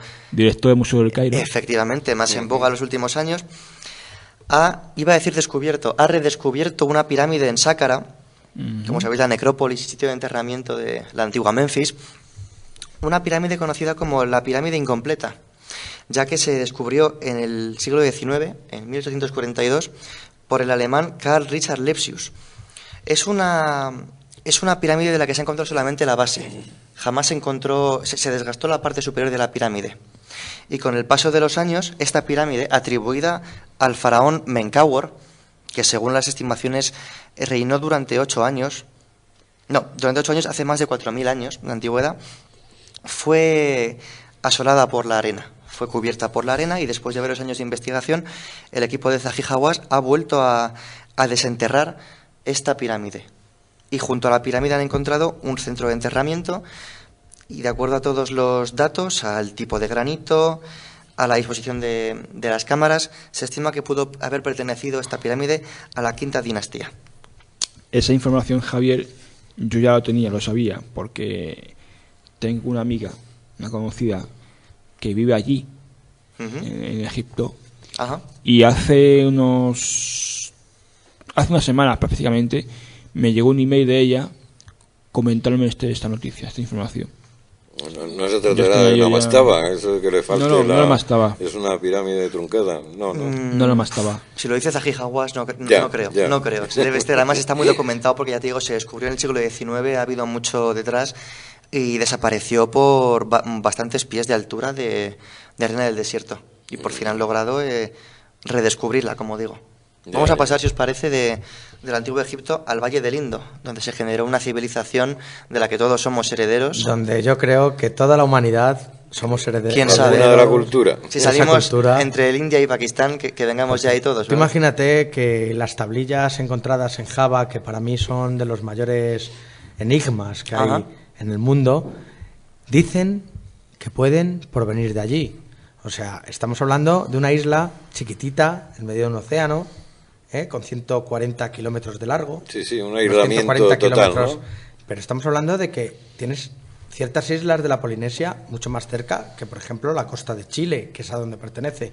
Y solamente esa isla tiene este tipo de tablillas del Valle del Indo. Pero vamos a pasar a la noticia que nos está comentando Javier Peinado, y otro día hablaremos de esta isla de Rapa Nui, como lo llaman en la Polinesia, isla de Pascua para nosotros, y con otros muchos nombres como aquellos que miran del cielo. Muy interesante, pero vamos a pasar a la noticia. Conocida película, Rapa Nui, además. Sí, por supuesto, de Kevin Costner. Uniendo lo que me contabas de las tablillas, precisamente trata de eso la noticia. Unos manuscritos del Valle del Indo, durante mucho tiempo, jamás lograron descifrarse. No hay en esta civilización algo similar a una piedra de Rosetta que sirva como clave para descifrar el resto de textos. Durante mucho tiempo se ha pensado que estos textos del Valle del Indo puede ser un lenguaje escrito, o puede no serlo, pueden ser pictogramas, pueden ser símbolos políticos. Ahora, una universidad de Washington, un equipo multidisciplinar, ha logrado realizar unas investigaciones que apuntan a que sí que podrían ser un código escrito. Para ello han utilizado todo tipo de intentos basándose en la entropía. Han intentado extrapolar estos manuscritos a lenguajes escritos, como el arameo, como el inglés, a sistemas no escritos, como el código del ADN de nuestra sangre, o como sistemas informáticos, como lenguajes informáticos. Y dada la entropía, han llegado a la conclusión de que sí, que puede tratarse de un lenguaje, de una forma de lenguaje escrito que puede emplearse para descifrar el resto de textos. Bueno, esta noticia es apasionante, ¿no, Javier? Desde luego, muy interesante. Una noticia interesantísima. Habrá que profundizar en ella, a ver de qué se trata. A ver, espero que nos traigan más información sobre esta noticia y vamos a dar paso a la siguiente noticia que tenemos. Desde luego, cambiamos totalmente de tercio porque nos vamos con animales. No hablamos de criptozoología, aunque a mí me guste mucho, hablamos de animales que existen, pero de extraños comportamientos. Hace no mucho todos escuchamos los ataques de monos a las aldeas de Nairobi, que hicieron la vida imposible a muchas personas, cómo primates y elefantes se volvieron locos en pueblos de la India, como si la naturaleza se rebelara. Apareció en muchos medios de comunicación, creo que incluso dio el salto a los medios generalistas. Y hablando de esto nos vamos al pequeño pueblo de Bowen, en Queensland, Australia. Es un pueblo que está al este de Australia, que durante los últimos días se ha visto asediado por arañas gigantes, por tarántulas silbadoras, que se están encontrando a sus habitantes en sus patios, en sus jardines e incluso en restaurantes. No me digas, si este tipo de tarántulas son mortales. No son mortales, son capaces de matar a un ratón, un roedor, etc. No, y a un perro y a un gato perfectamente. Australia que tiene un problema secular con los animales. Es muy bonito, pero tiene unos animales que hay que darles de comer aparte. Animales venenosos, pero no solamente animales en la tierra. Estamos hablando de que te estás dando un baño tranquilamente por Sydney y de repente un tiburón blanco te viene y te puede llegar a devorar, confundiéndote. No que tú seas un humano y que le guste tu carne, luego te suelta. De ahí que encuentres a los cuerpos devorados por los tiburones. Se piensan que eres una foca. A lo que iba, que yo creo que Australia ha sido un lugar donde se ha intervenido mucho sobre el equilibrio ecológico y esto es como algo intocable, ¿no? De alguna manera, una vez que se toca, se altera la cadena trófica. ¿Tú te imaginas, José Antonio, una tarántula de 5 centímetros de largo? No, espeluznante, vamos, eso debe ser, pero sin duda tendrá un depredador natural, que evidentemente falta, ¿no? Para que no se sabe por qué, no se sabe qué está ocurriendo para que este tipo de arácnido salga de sus rutas. Estamos hablando de un arácnido... Y entre en la ciudad. Pero seguramente que esa tarántula a lo mejor le encanta no sé qué tipo de ave, falta allí en Australia, ¿no? Que puede faltar porque haya desaparecido, pero también tenemos que tener en cuenta de que, por ejemplo, una tarántula te está poniendo muchos cientos de huevos en el momento que te los está poniendo. Hay algunas que fallecen en el momento de que sus crías salen porque las crías se las comen. Yo no sé si será el caso de este tipo de tarántula porque la desconozco, pero es que estamos hablando de unos animales de que tienen una procreación tremenda. O sea, es que te salen infinidad de ellas, de una puesta de huevos. Claro. O sea, tú imagínate cuando estas arañas, cientos, crezcan de 5 centímetros, encontrártelas en tu casa. Tiene que ser terrorífico. Tendrán que tomar medidas muy serias. Pero muy serias. Imaginar, porque se trata de una araña que se alimenta perfectamente de sapos y que se la conoce. Es la típica araña que uno ve en Faunia o en un parque natural, que para llamar la atención pone que se alimenta de pájaros. O sea, es una tarántula que un gorrión... No, son 5 centímetros, pero perfectamente se lanza de un salto por un gorrión, tú date cuenta que se lo come. Que el veneno, una de las cosas que te hace es deshacer. Según el tipo de veneno que tenga el animal, pues hay algunos que lo que te hacen es deshacer ese cuerpo por dentro, efectivamente, se lo beben para podérselo absorber. Y si paralizan a un animal mayor se lo pueden comer. Sí, tranquilamente, con el tiempo. Además si son muchas y aparte estamos hablando de que no es una, son muchas. Pero son varias, de momento no son muchas, pero aludiendo a lo que tú decías, Australia ha tenido auténticas plagas, ¿no? De ratas, de alguna manera que se ha intervenido mucho sobre ese ecosistema y se ha desvirtuado completamente, ¿no? No sé si estáis de acuerdo. Eso es un problema que tenemos los occidentales en todos los sitios donde llegamos. Queremos cambiar el ecosistema a nuestra manera. Queremos cambiar los rumbos de los ríos para montar camping, chalés, casas. Queremos cambiar el ecosistema de un país porque a nosotros no nos viene bien y preferimos que sea de otra manera. Queremos matar a los animales que haya, pero eso es una cosa que, por desgracia, es innato en el humano. Esperemos que con esta información, que cada vez tenemos más información sobre estos animales y sobre todo el ecosistema, esto se vaya dejando de hacer. Y les deseamos suerte a los australianos. Por supuesto. Si nos estuvieran escuchando ahora mismo desde Bowen, para tranquilizarles y respondiendo a lo que decías, Juan, no es venenoso para el hombre. Se ha registrado, se ha comprobado por vía médica que pueden llegar a crear vómitos durante 6 horas. Te pones muy mal, aparte del susto, pero no es mortal para el hombre. De todas formas, lo que decíamos, más vale que lo atajen si no quieran encontrarse con un gran problema. La verdad, no será a lo mejor mortal para el hombre la mordedura de una. Quizá 2. Pero a lo mejor estamos hablando de que si te llegan a picar más de una araña de estas categorías, a lo le da un shock y... Le puede dar un shock, le puede dar un paro cardíaco, le puede coagular la sangre. De ser alérgico específicamente a ese veneno, pues... De hecho, yo conocí una persona de la zona de Sudamérica y esta persona fue mordida por una tarántula. Ajá.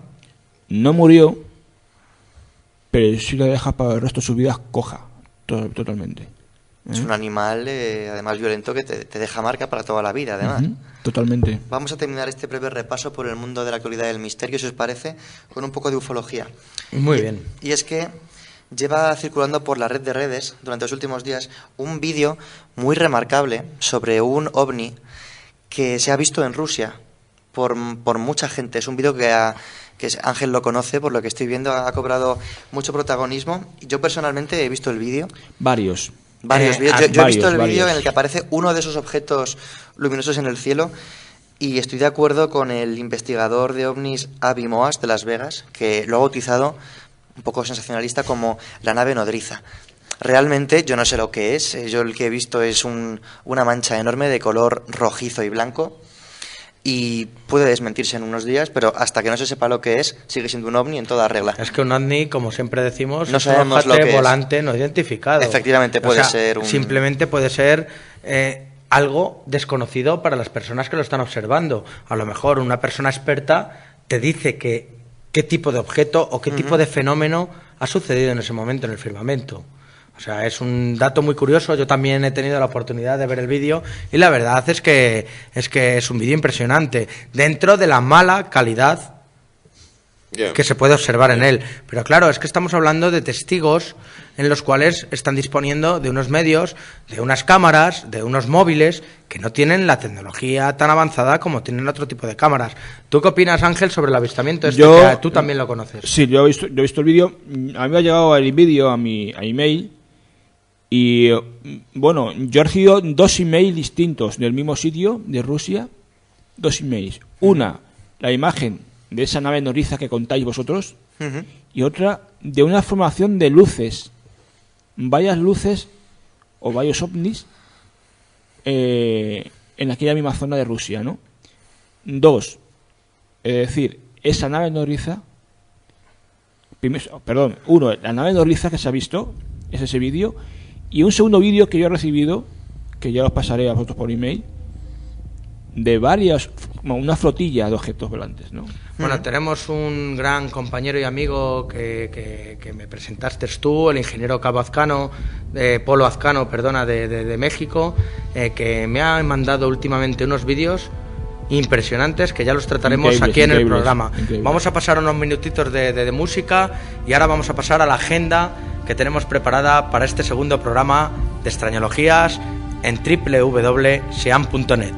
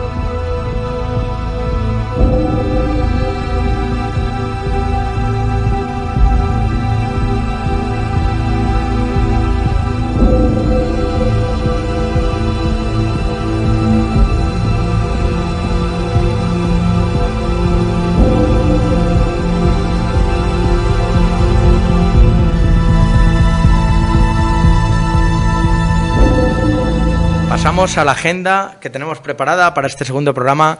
Volvemos de la mano de Javier Peinado, que le tenemos esclavizado aquí en el programa. Un placer. El cual nos está trayendo un montón de información interesantísima para todos los oyentes de extrañologías. Cuéntanos, Javier, ¿qué tipo de agenda nos has traído? Pues vuelvo a la carga con un pequeño repaso por la agenda cultural, un poco de cine, un poco de cómics, un poco de cultura popular para aquellos a los que nos gusta el misterio y que nos puede interesar. Me interesa muchísimo a mí el tema de los cómics. Yo llevo muy poco tiempo con el tema de los cómics. Me encanta el estar a tu lado para que me metas en este mundo tan apasionante. Cuéntanos. Pues voy a hablarte de, como te gusta, de un cómic llamado El Príncipe de la Noche. ¿De qué puede ir este cómic? El Príncipe de la Noche. ¿Qué os parece? Pues a mí me parece... sonando así, algo referente al vampirismo, ¿puede ser? Efectivamente. A Drácula. Efectivamente.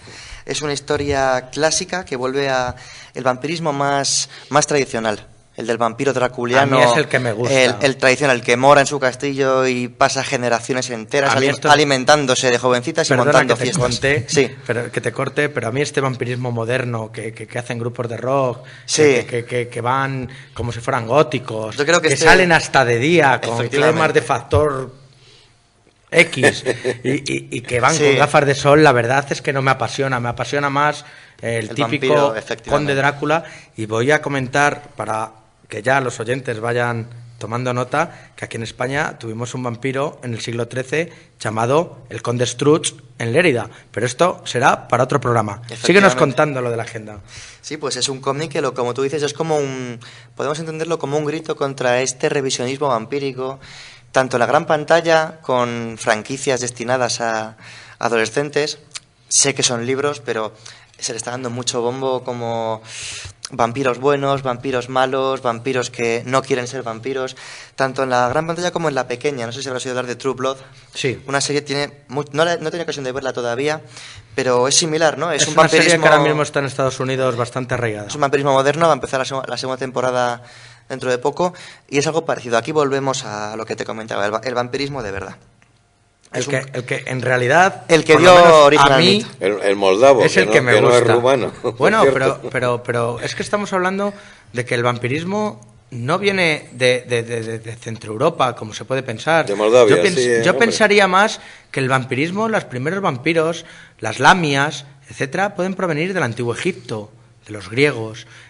Hay mucha literatura referente lógicamente, a estos chupadores de sangre, o chupadores de energía, que también existen. Pero vamos a seguir con la noticia que nos está trayendo Javier. El personaje del no muerto, ¿no? Que es universal. Efectivamente, el no muerto seductor, viviente, ¿no? Vividor. Volvemos a este vampiro, y al volver a este vampiro, ¿a qué volvemos? A los cazavampiros, a los linajes de familias que buscan venganza generación tras generación. De esto trata El Príncipe de la Noche. Es un cómic que publica Glenat, una editorial muy conocida por sus publicaciones de cómic europeo, en tapa dura, con un dibujo muy bien hecho, obra de Yves Wolf, y está a 24 euros. ¿De qué trata El Príncipe de la Noche? Trata del primogénito de la familia Rosemont, que es una familia que desde la Edad Media busca venganza contra este vampiro, una especie de Van Helsing Drácula. Es algo similar. Entonces, en el cómic vamos viendo la odisea de este primogénito, llamado Vincent, intercalado con flashbacks de sus antepasados intentando cazar al mismo vampiro, con lo cual se configura pues lo que estábamos hablando, una historia de vampirismo como tiene que ser, por toda Europa, por Venecia, por Praga. Habrá que ver al final si logra darle caza o no. No es por tomar, ya que estamos hablando de un cómic, yo recuerdo al gran Peter Vincent, el gran cazavampiros, que salía en la película de Noche de Miedo. No sé si conocéis vosotros esta película, que es una de las primeras películas modernistas con los jóvenes ocultos, que aparecieron este tipo de vampiros. No salían de día, como ahora vemos en algunas películas, pero eran ya vampiros modernos que escuchaban música, patinaban y utilizaban todos los medios actuales para poderse relacionar con los humanos. Pero síguenos contando sobre este apasionante cómic. No, en definitiva es un cómic que gustará a todos los amantes del vampirismo más clásico, entre los que se encuentra en esta mesa la totalidad de sus integrantes, por lo que estoy viendo. Y poco más, recomendable. Voy a pasar, si te parece, del vampirismo a otro medio y otro tema. Voy a pasar al cine. Muy bien, pues cuéntanos qué nos has traído sobre el cine de misterio. Pues esta semana no es misterio exactamente, es según lo entendamos. ¿Quién no ha pensado alguna vez en si la humanidad con el paso de los años podrá mutar y dar paso a un tipo de extrahumano, de superhumano, por la evolución natural de la especie que se adapte? Hombre, yo no sé si superhumano, pero yo creo que ya estamos mucha gente, o hay mucha gente que está teniendo una mutación respecto a nuestros ancestros. O sea, cada vez el hombre vivimos más, cada vez tenemos menos vello en el cuerpo. Hablo del hombre, pues una serie de parámetros que está dándonos a un cambio. Los niños que nacen mucho más inteligentes respecto a las tecnologías, muchos más abiertos a la comunicación. No sé, yo creo que sí estamos sufriendo estos cambios, pero síguenos contando. Entonces, quien quiera conocer el futuro lo tiene ya recogido en los libros de ciencia ficción, de los cuales pues yo soy un adicto, igual que de los cómics, que pues los Juan, leo desde pequeñito. Juan, hablando de bello y hablando de cambio, hay que hablar de Lobezno. Eso es evidente. Esta ha sido la semana de Lobezno. Efectivamente. El mutante favorito de todos aquellos que nos hemos criado con los cómics, los dibujos de la Patrulla X, los X-Men. Y este jueves se estrenó, el jueves pasado, X-Men Orígenes Lobezno, la primera entrega que sirve de precuela a la trilogía de X-Men que dirigiera Bryan Singer. Dirigida por Gavin Hood. No quiero entrar en detalles porque nunca me ha gustado destripar las películas, nunca me ha gustado. Simplemente decir que trata la historia sobre cómo Lobezno es convertido en el arma X que le confiere el esqueleto que tiene de adamantio y las garras de adamantio. Es como el proyecto liderado por William Stryker, interpretado por Danny Huston en esta película, a quien ya pudimos ver en X-Men 2. Y otro, aparte del carisma natural y bueno, la belleza también, pues claro que no, de Hugh Jackman, destaca en la película Dientes de Sable. Es digamos, una persona muy cercana a Lobezno, no voy a decir nada más, que se cuenta al principio de la película, y es como el villano de este film. Es un mutante similar a Lobezno, con poderes regenerativos, con mucha fuerza, pero con una sed de sangre mayor, y se convierte en el villano. La película yo la he visto, me parece un producto muy entretenido, muy fan. ¿Nos las aconsejas tanto a nosotros que no la hemos visto como a los oyentes? La aconsejo a dos tipos de audiencia. La aconsejo primero a la gente que disfrutará con la trilogía de X-Men en los cines, y segundo, a la gente que le guste los cómics de X-Men y perdone sus fallos de argumento y sus inconsistencias. Porque al igual, para ti no tiene nada que ver el cómic con el film. Te voy a ser franco, me gusta mucho X-Men, pero nunca leí Arma X. Es un cómic, es una vaca sagrada dentro de los Marvelitas, y es una película que ha recibido muchísima crítica por parte de los fans, porque muchos mutantes que esperábamos ver, como Gambito, como Masacre, aparecen de una forma distinta. Si uno va al cine a ver un producto palomitero, entretenido, una buena película de acción y superhéroes, por supuesto que la recomiendo. Me parece una película recomendable, sobre todo más que nada por el magnetismo de Hugh Jackman y por cómo ha dotado de personalidad a Lobezno, a este personaje. No, y lo que atrae a las chicas este hombre. Eso también.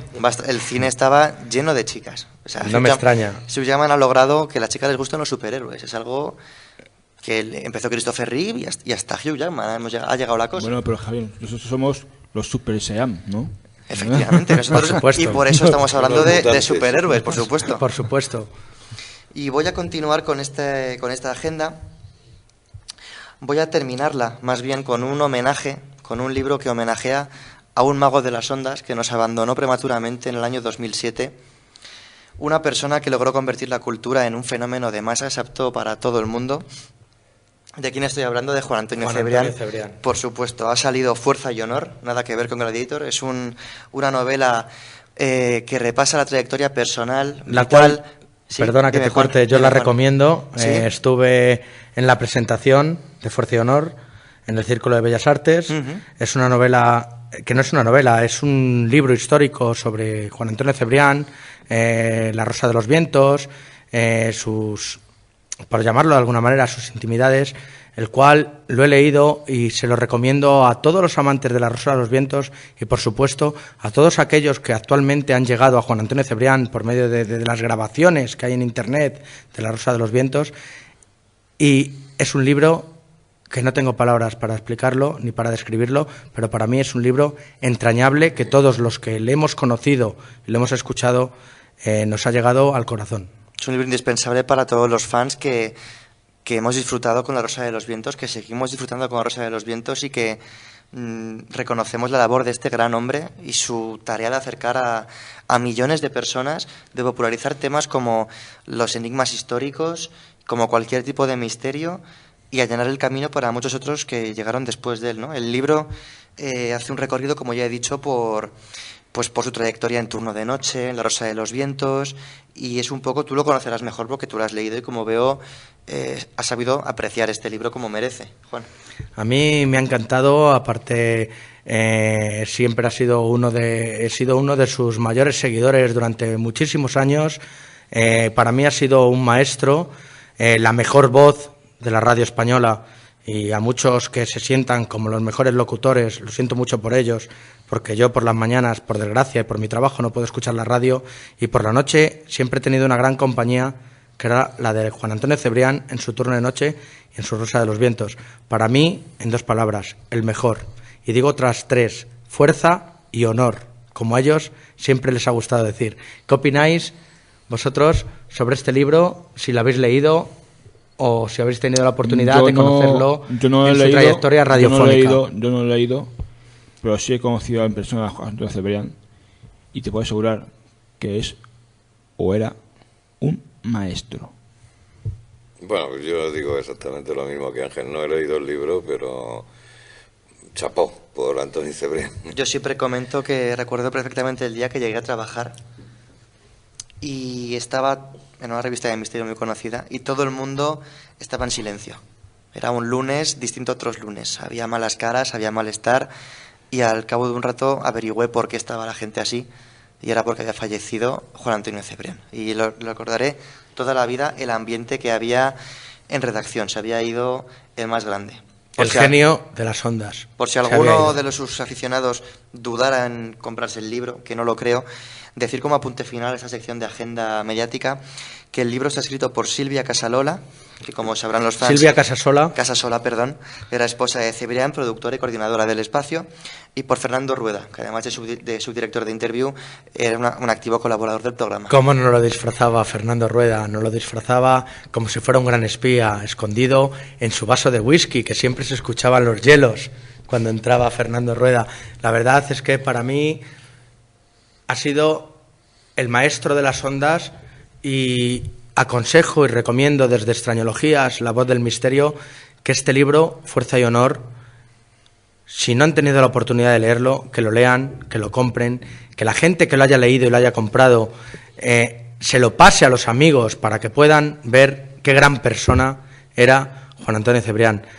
Bueno, ya ha llegado el final de este segundo programa de Extrañologías, que se puede descargar en www.sean.net, y nos despedimos de todos vosotros hasta la semana que viene. José Antonio, Ángel, Javier, muchísimas gracias por haber estado aquí, este nuevo programa de la SEAN. Un placer, como siempre. Y la semana que viene traeremos nuevos temas, nuevos contenidos, y seguro que van a ser muy interesantes para todos los oyentes. Hasta la semana que viene, amigos. Buenas noches. Buenas noches. Buenas noches a todos. El nuevo programa de la SEAMP, Sociedad Española de los Amigos del Misterio y la Parapsicología. Si quieres ponerte en contacto con nosotros, puedes hacerlo a través de internet, al correo info@seamp.net. Acompáñanos en este viaje a los confines del universo y al interior de nosotros mismos. Extrañologías.